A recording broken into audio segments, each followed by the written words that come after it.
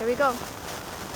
Holyoke Handball, here at the Robert Sports Complex in Holyoke, Massachusetts, the birthplace of volleyball.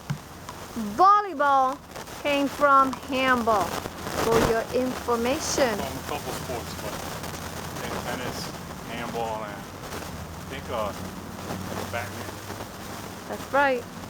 And during the French Revolution, before things got out of hand, the 30 states got together at a handball court in Versailles to discuss the tennis court oath, but they were really the handball court oath. So we painted over the handball walls here at the Robert Sports Complex to complement the purple color that was painted about a month and a half ago. Purple is not the desired or the ideal handball court floor color. It is usually a tan or beige because the ball that we use is blue. The real handball ball is blue, the small ball that you use to play small ball, and there's another ball, the rubber ball that people play, another version of handball called the big ball version, and the ball is also blue. Well, the better ball is blue. I mean, you can use a red ball. I mean, this is an Ectalon, I think it's like a fireball, but this is an old dead one. But some of them don't bounce that bad, and then the other ones are, I think that 2.0, like I think it's a pen ball. You know, that ball has a decent bounce, you know, but that's probably something I would have to use here, you know, if we're trying to run something. I mean, you could still use the blue, I mean, but you're going to lose it a little bit on the floor. You know what I'm saying? I mean, it's got to be a little bit better than black asphalt, though. You know, with a blue ball, I left it in the car, but like I said, you could tolerate green with the blue ball. With the red ball, it's probably not even that great on the And green. you're using a red ball right now. Yeah. See, you can see it on the purple. But like I said, like you were saying, this is, if you really went by real handball standards, then you could probably get it right all the time because you're going to be building stuff for the actual small ball handball, which is a blue ball, and it's a hard ball that needs an ample amount of running space right and left and the back. You're going to have the right height of fence. You're going to have small length fence, you know, and all of those things, because that way, if you go by the actual ball, you know, I mean, I'm not saying that big ball is not handball. That's not what I'm saying. But I'm just saying that it's a version of handball. You know what I mean? Because obviously it's a modified version with a racquetball that we're using now. I'm not talking about the old beige ball, pink ball, whatever, that I grew up using in New York, and a lot of the greats from over there, you know, that were playing in that era. You know, that was different, the 60s, 70s, and the 80s. I'm talking about now what people are using, which are still greats, but it's a racquetball. You know, the pen is a racquetball. But besides all of that, you know, the color that the main one is blue. You know what I mean? The pen ball is blue. And to use one of these colors, I seen some of the California players, and then they were using a red ball. And I think it's like maybe the fireball or something like that. It doesn't have the same kind of bounce. I think people really prefer maybe that green ball. That it's not too bad. There's a pen ball that's green. That's not a bad ball. And the blue ball. You know what I mean? Those two balls have a really good bounce for a good feel on the hands. I mean, for racquetball players, I mean, it's a little different because they can, you know, use different types of balls, and they might, you know, the racket feel is different. You know, you're moving it with a racket, and, you know, it doesn't, you know, it has a different feel. You know what I mean? Because with handball is obviously, especially, I mean, really both of them, you feel the ball. You know what I'm saying? If you're playing barehanded or even with gloves, you feel the ball in your hand. So it's different. You can feel the weight a lot more. But you still notice it with a racket, so I'm not saying that you don't. But anyway, ideally, you know, you want to, you know, go by the small ball, and then you're going to get it right all the time. You're going to get the colors right, you're going to get the designs right. Can you just tell everyone briefly the issue that we had at the Newfield Park in Bridgeport when we needed them to put the regulation one more handball lines on the wall and on the court floor? Why is it that some people don't get it right? I think it's you know, being familiar with a sport, you know, that they don't really know, because handball has, you know, multiple versions. You know, the main three are the most popular, but handball obviously 1, 3, and 4. I'm not talking about there's a 2-wall that they play in Cali or Mexico, whatever. That's like a little bit of a modified hybrid courts, but I'm talking about even the C courts, although they're great players, it's still somewhat of a hybrid court, which we had here. I mean, I grew up playing on a hybrid court since 1983 here in Holyoke. And Worcester, those were all hybrid courts, where the wall only comes out about 6 or 8 feet or even 20 feet in some cases, which is more playable. But, you know, obviously it's supposed to go back 44 feet for an official 3-wall court. They have a ceiling. I mean, it's a different type court. Now, there are 3-wall courts like the ones we're going to be playing on in Manchester that don't have a ceiling and only go 40 feet back, and they stop right on the line. And then they have the ones like in Jersey City that go 44 feet, but they don't have a ceiling. So there's some courts that but the official ones have a ceiling, and they have the extra 4 feet for return, like the ones at Saco have the 4 feet, the additional one after the long line. They have an additional 4 feet on the sidewalls. You know, so, but those are, you know, kind of like hybrid courts, just shorter courts, but it doesn't mean that they're not handball. They're still handball. They're just like they call them the C courts, or, you know, there's a short 3-wall.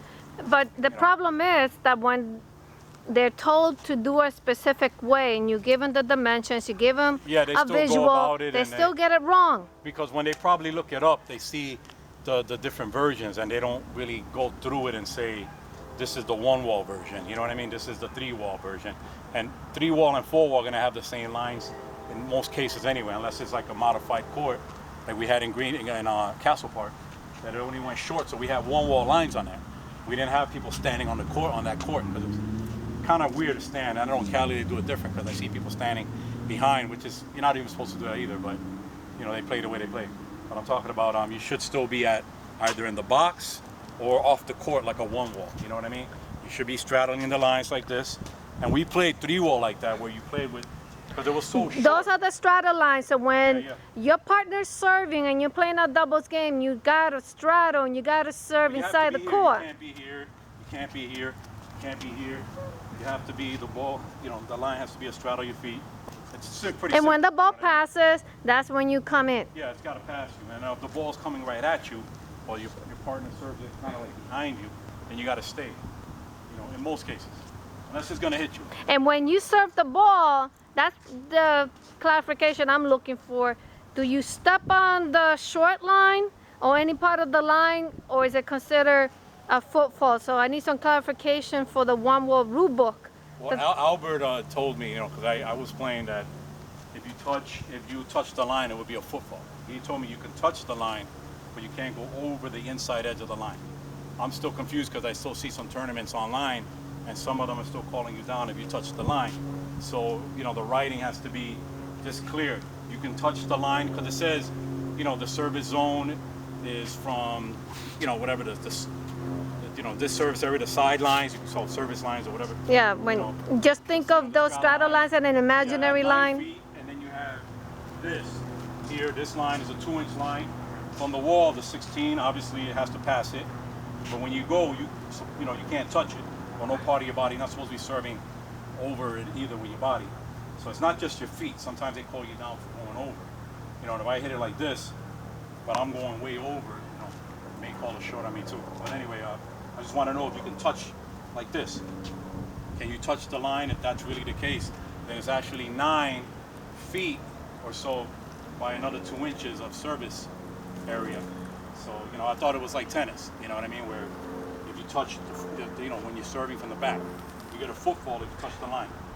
But if it's not, it's fine. But it should be a little bit clearer so that way we all know, you know what I mean, that's the rule.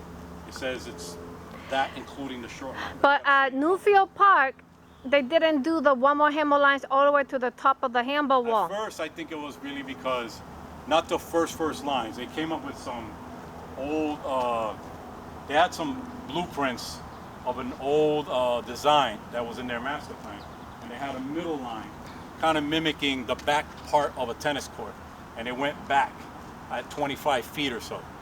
You know what I'm saying? So it went and had a line, and it was all the way over here. And they had a line in the middle. They corrected that. They painted that over. They have to do that whole court over, you know, basically the inside. And then they had to do the lines over because obviously they went right to the edge. It's a lot more work for them because I know by doing it for years, it's a lot of work. So they had to do that. So they corrected that, and then they put the straddle lines. Now, for whatever reason, they snapped the line, which goes right in the middle of the court. I'm not really sure why, because we don't really know why they did that, because we understand that they ran into trouble. They went as high as they could. So they stopped like right here on that court. And I guess the guy didn't have a ladder. I mean, I don't know why you don't. We're assuming he didn't have a ladder. I don't know, because the same thing happened in New Britain. The lines went up halfway. They didn't go all the way to the top. Oh no, yeah, because they stopped, they made a little box. And they made it at like, I don't know, 13, 14 feet. They didn't go as the height of the wall. So they need to understand. Well, right now they already knocked down that wall at Chelsea Park, and they're gonna be building a new one, or it's probably almost up now, you know, as we speak. So they're gonna have a court. It should be up to the right specs. I mean, you sent the, you know, the information of the 16 by 20 court. We always prefer that And they extra add space the on extra the sides, you know, like and the back. like the new field. The 3 feet, I'm saying, it's always good to have an extra. If it's 2, it's 2. But right here, you know what I mean? Instead of just making the 20 by 16s, I don't like those that much. I mean, it's nice to have that, especially it's back to back, because your ball is going to constantly go. But getting back to this handball wall, we did a great job on the color. It looks better than the color that was there, because the purple was throwing it off. We had a nice little light tan color going on, and we said we gotta repaint it because it looks nasty. Well, it got a little scuffed up. And got scuffed up while they were working. painting. You know, they were trying to do their. This is concrete with. This is actually poured concrete all the way through with no expansion joints. So this floor is going to last for a very long time. You know, the wall is the wall. You know. I have to go, people. I'm running out of battery juice, but I'm hoping you come out and check out these Robert Sports Complex handball courts here in the city of Holyoke at the intersection of Resnic Boulevard and Pine Street. So see you soon, everybody. Bye-bye.